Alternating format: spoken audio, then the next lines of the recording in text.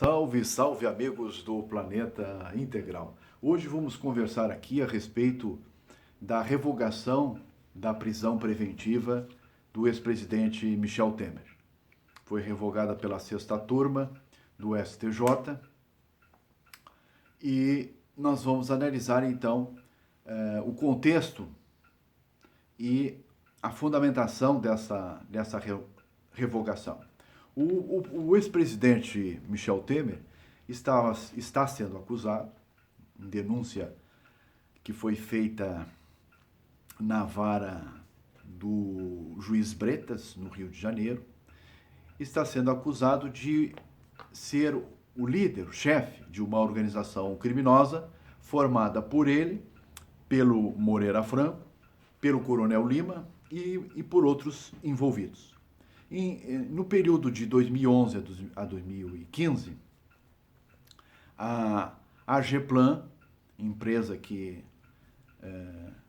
em que aparece o Coronel Lima como sendo o proprietário, mas que o sócio oculto, né, seria o ex-presidente Michel Temer, teria pago, né, então, na verdade, a Engevix, né, do José Antunes Sobrinho, teria pago a mando do Coronel Lima, da AGEPLAN, R$1 milhão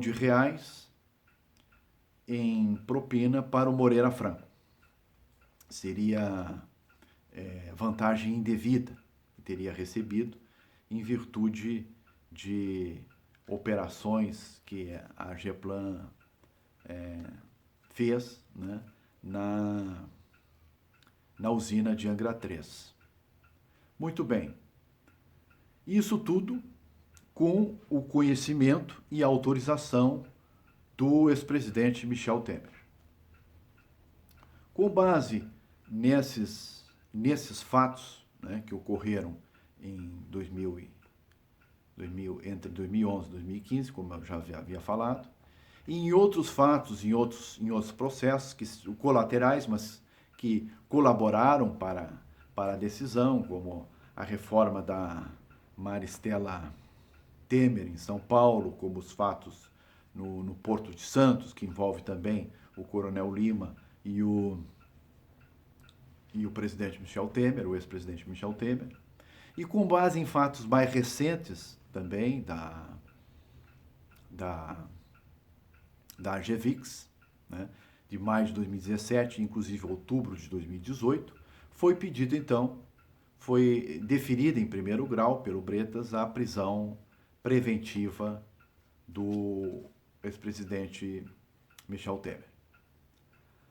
A defesa alega, em suas razões, que o Michel Temer é um simples amigo do Coronel Lima e do Moreira Franco e que não tem nada a ver com esses fatos. O que decidiu agora, então, o Tribunal Regional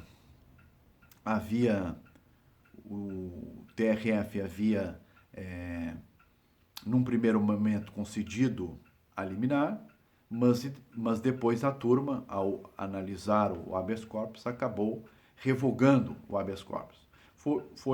Então, a defesa do Michel Temer entrou com o segundo habeas corpus, né?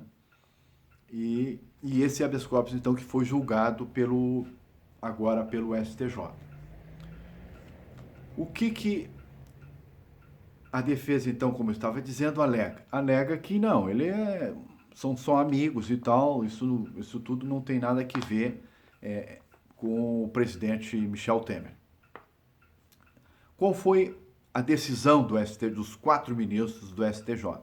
Foi no sentido de que, na verdade, os 4 ministros do STJ derrubaram toda a teoria da defesa, né, com exceção de um ponto, né, que é a questão da contemporaneidade dos fatos, né, que justifique a prisão preventiva. Mas todos os fatos foram considerados a materialidade do crime. E os indícios de autoria foram reconhecidos. Tanto é que o STJ estabeleceu uma série de medidas cautelares pesadas em relação ao ex-presidente Michel Temer, que são a apreensão do passaporte, a proibição de ele viajar para o exterior, a proibição de ele trocar de endereço, a proibição de ele entrar em contato com qualquer dos outros envolvidos em todos esses delitos, né? A proibição de ele exercer qualquer cargo público ou cargo de diretoria em qualquer partido. A gente sabe que o ex-presidente Michel Temer ainda é presidente do MDB, está afastado, mas é presidente. E, finalmente, o bloqueio de bens, até o limite de suas responsabilidades. Então, são medidas cautelares pesadas e, obviamente, se todas essas medidas cautelares foram adotadas em relação ao Michel Temer, é porque há provas da materialidade dos crimes e há indícios ligando o Michel Temer a essa organização criminosa, que é chefiada por ele mesmo, né? O que restou, então? O que restou das alegações da defesa? Só a questão da contemporaneidade dos fatos. Ou seja, a defesa alega, com o que o STJ concordou, que os fatos ocorridos não são contemporâneos o suficientes para justificar a prisão preventiva cautelar.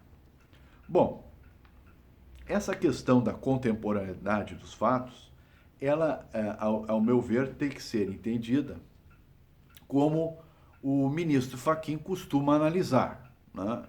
É claro que nem todos os juízes e ministros analisam dessa forma, mas o aspecto temporal, o lapso temporal entre a decisão do juiz, né, de decretar a prisão e o último fato ocorrido, o último fato delituoso ocorrido, não é se é mais distante ou se é mais próximo, não é tão importante, ao meu ver, assim como analisa o ministro Fachin. O importante é verificar se esse lapso temporal é capaz de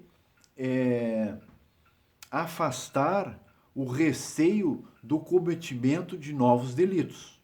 Ou seja, se se trata de uma organização criminosa que vem cometendo ao longo dos anos reiteradamente delitos, como é o caso do Temer, né, que está envolvido em vários processos, no Porto de Santos, processo da Maristela Temer lá em São Paulo, aquele caso do quadrilhão do MDB, em que ele recebeu lá no Palácio Jaburu, Joesley, né? E só tem que manter isso, viu? Manter isso o quê?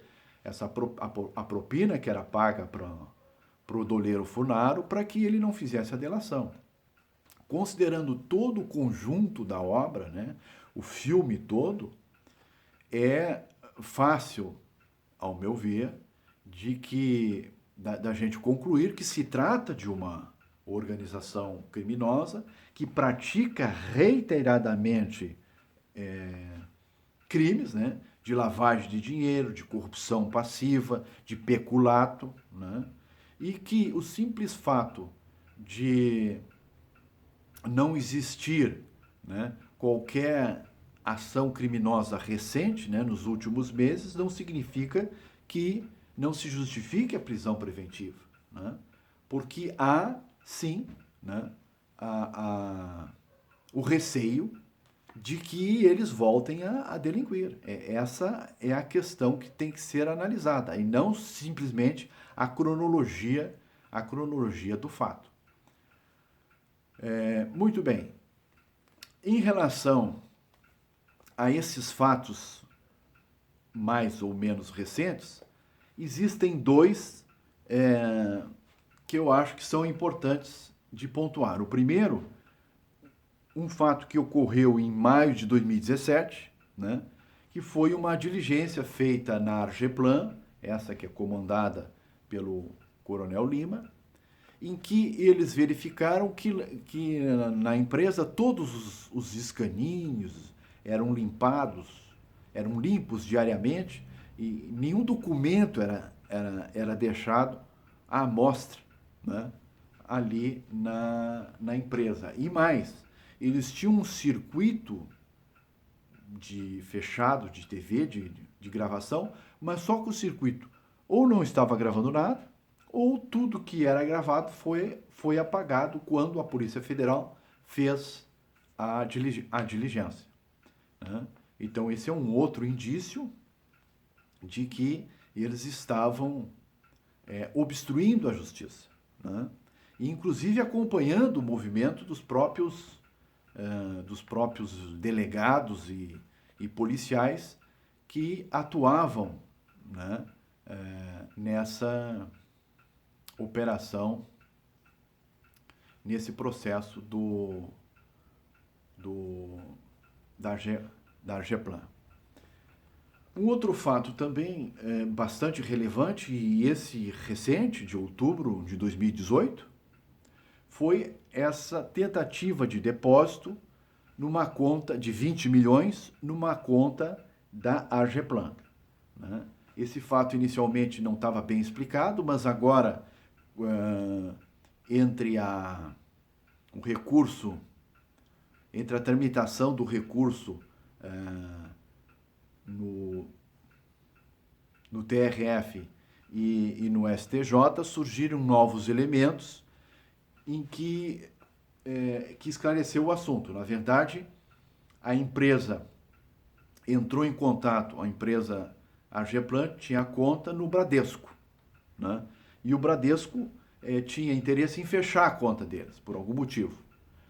Eles entraram em contato, então, com o Santander para abrir uma nova conta no Santander e fazer um depósito de dinheiro. Isso aí ficou bem específico no relatório do COAF, né? Bom, toda vez que você chega no gerente da agência e quer fazer um depósito de 20 milhões de dinheiro, o gerente da agência senta para trás, porque são 400 mil notas, 50 reais, né? E vai ter que contar. Normalmente isso é muito complicado em qualquer agência, de pequeno ou médio porte, né? Então, eles disse, não, mas faz essa transferência bancária. Não, mas eles queriam fazer dinheiro. Então, isso mostra que eles queriam confundir o rastro do dinheiro, né? Porque no momento que tu faz o depósito de dinheiro, a origem que tu vai colocar ali é a que tu quiser, né? Poderá colocar uma outra origem daquele dinheiro, desvinculando totalmente aqueles 20 milhões da origem inicial dele, né? E que talvez não fosse boa, né? Bom, então são mais dois indícios, um de maio de 2017 e outro de outubro de 2018. Esses dois indícios não foram enfrentados, né? Já na decisão do TRF, esse indício dos 20 milhões não tinha sido enfrentado adequadamente. E agora, na decisão do STJ, novamente eles não foram enfrentados, ao meu ver, corretamente, né? Mas a decisão, interessante a gente analisar aqui cada uma das decisões dos ministros. A ministra Laurita Vaz comentou o seguinte: não podemos fazer, a ministra do STJ, né, uma nova caça às bruxas. Ora, com o devido respeito à ministra Laurita Vaz, mas a prisão preventiva do Temer não tem nada a ver com o caça às bruxas. Tanto é que eles reconheceram a materialidade dos delitos, né, e, inclusive, os indícios de autoria. Porque, senão, não teriam estabelecidos esse monte de medidas cautelares em relação ao próprio Michel Temer.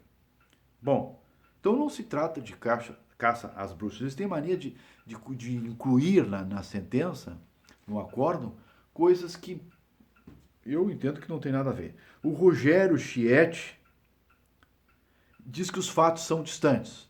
Então, novamente, essa questão da distância dos fatos.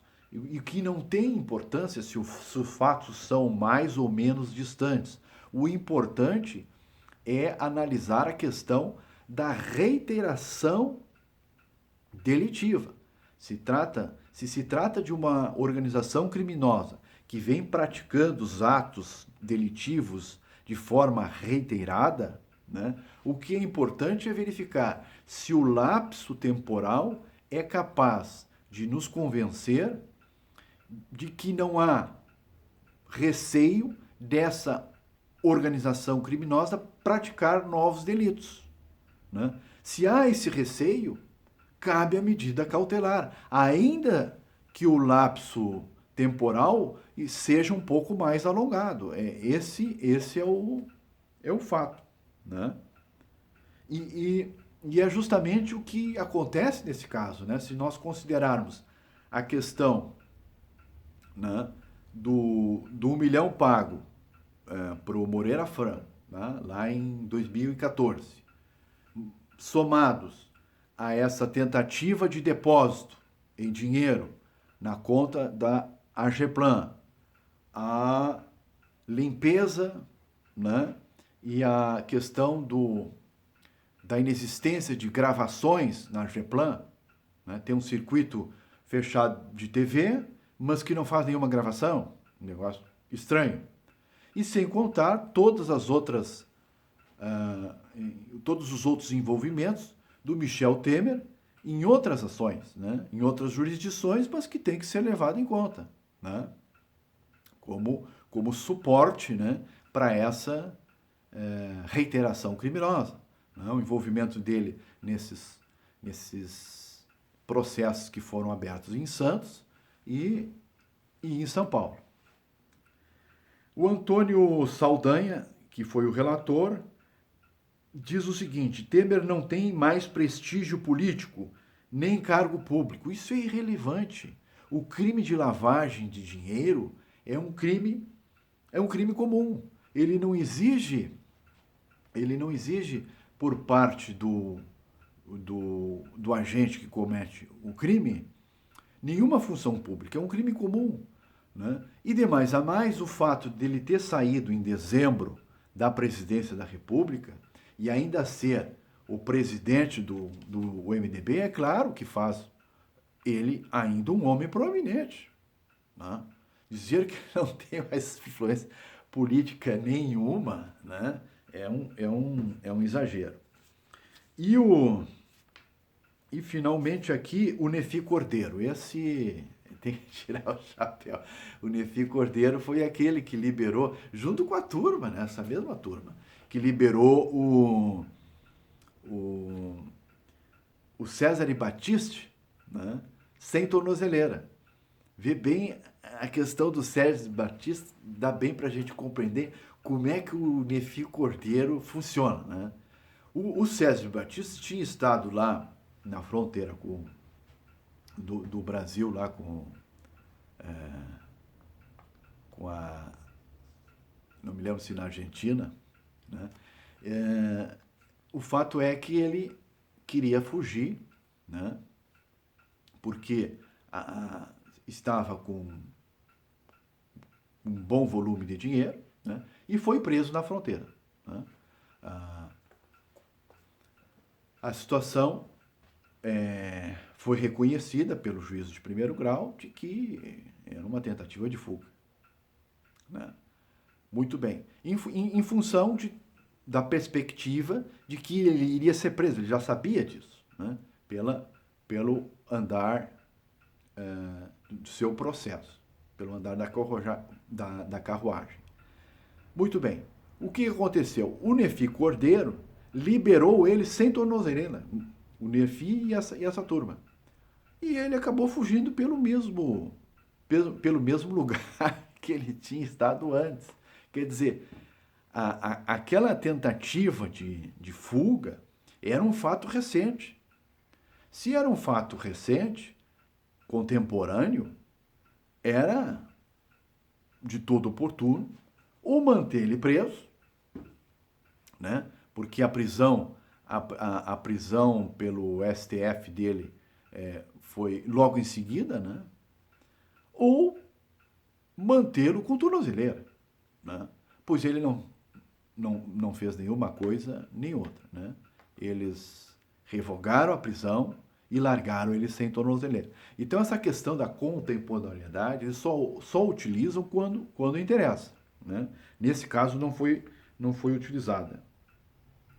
Aí diz mais, tem 4 frases que ele diz que acho que vale a pena analisar. A primeira diz o Nevi Cordeiro o seguinte, no próprio despacho dele, né? Ele diz: o juiz não pode prender por desejos sociais de justiça instantânea. O juiz não pode prender por desejos sociais de justiça instantânea. É justamente isso que o juiz faz. E é justamente isso que ele faz com base no artigo 311, 312 da prisão preventiva, né? A prisão preventiva, o juiz prende com base em provas precárias. Ele tem a materialidade do delito, ele tem indícios de autoria, mas ele percebe que por questão de ordem pública, ou de ordem econômica, ou em função de ameaça a testemunhas, ou que ele não vai poder executar a pena que for aplicada àquele agente, àquele paciente, então ele manda prender imediatamente antes do trânsito em julgado, antes de qualquer condenação, né? O juiz, diz ele também, o juiz não enfrenta o crime. Não, é justamente isso que o juiz faz. O juiz enfrenta o crime, né? Ele enfrenta o crime de que forma? Da forma que o juiz enfrenta o crime, não é como um policial, né? Mas é justamente nesse caso da prisão preventiva, né? Ou até da prisão temporária, quando o agente, né, o delegado vai lá e pede uma prisão temporária, né, e que aqueles requisitos da prisão temporária estão presentes, o juiz está enfrentando o crime ali naquele momento, né? Ele tem provas precárias, ele não consegue fazer um exame exauriente, como é a função normal dele, né, no processo, quando ele emite uma sentença condenatória, mas ele está enfrentando o crime nesse momento.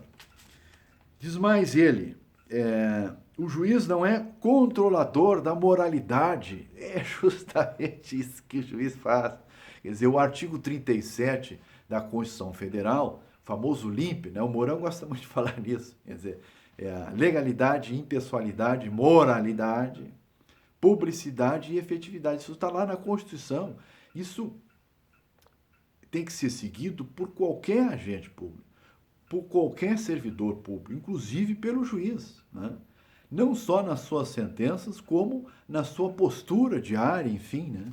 Então, ele é um controlador da moralidade pública, sim, por determinação constitucional. E depois, finalmente, ele diz que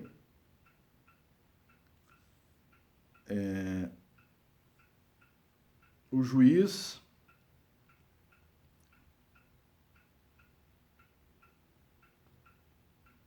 aqui não é um agente de segurança pública, né? A outra coisa que ele diz, a outra frase que ele diz em relação ao juiz.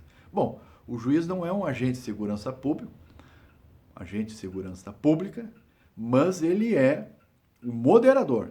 Ou seja, se de um lado existe o agente da segurança pública, né, na figura, por exemplo, do delegado, do Ministério Público, do acusador, e de outro lado tem um agente das liberdades civis, das liberdades públicas, né, na figura do advogado e do defensor público, o juiz, ok, não é um agente da segurança pública, mas também não é um agente das liberdades civis, das liberdades públicas. Na verdade, ele é um moderador, né? Ele fica no meio de campo, né? Analisa essas duas, a gestão, né, dessas duas partes e faz a conciliação, né? Então, isso vem muito, essa posição do Nefi Cordeiro, vem muito em cima da questão do processo, do mito do processo penal defendida pelo Rubens Casara, também é um juiz, do mito do processo penal, né, na visão do Rubens Casara, como um instrumento de pacificação social. Isso, o processo penal não é um instrumento de pacificação social, isso é um mito. É o mesmo juiz que estava respondendo, inclusive, a um processo junto ao Conselho Nacional de Justiça por ter feito manifestações a respeito do golpismo e contra o impeachment da presidente Dilma, né? Então, tem essas teorias, né, de uma visão ultra garantista do processo penal. Isso também não é a missão do juiz, né? Ele, se ele não é um agente público, né, ele também não é um agente das liberdades individuais, né? Na verdade, ele é um moderador que tem que se colocar entre essas duas ações desses dois polos, né? De um lado, o Ministério Público, de outro lado, o defensor público, né? E o juiz, então, tomando as decisões, nem se colocando como um militante, né, de um lado, nem como um militante de outro, né? Essa posição do Rubens Casara, né, é uma posição de militante, né? Tentando desconstruir, né, a própria Operação Lava Jato e as decisões tomadas em Curitiba, né, tomadas pelo TRF, tomadas pelo STJ e pelo próprio STF, né? Quer dizer, costurando toda essa estrutura da Operação Lava Jato que levaram à cassação, né, à prisão do ex-presidente Lula, como sendo um golpismo, como sendo uma prisão política. Em suma, na minha opinião, né,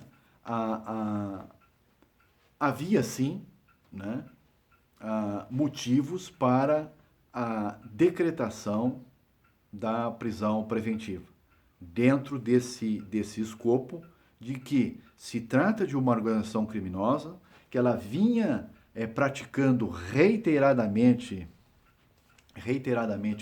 delitos, né, de corrupção passiva, de lavagem de dinheiro, né, de ocultação de bens, e que o simples fato do presidente Temer ter sido afastado em dezembro não quer dizer que ele não tenha mais nenhuma influência política, não. Há receio, sim, né, de que eles continuem praticando novos delitos. E por isso se justificava a prisão, né, com base, inclusive, nesses últimos dois fatos, né, que foi essa tentativa de depósito na Geplan, né, e a diligência feita em maio de 2017 na empresa, né, que eu acho que demonstram de uma forma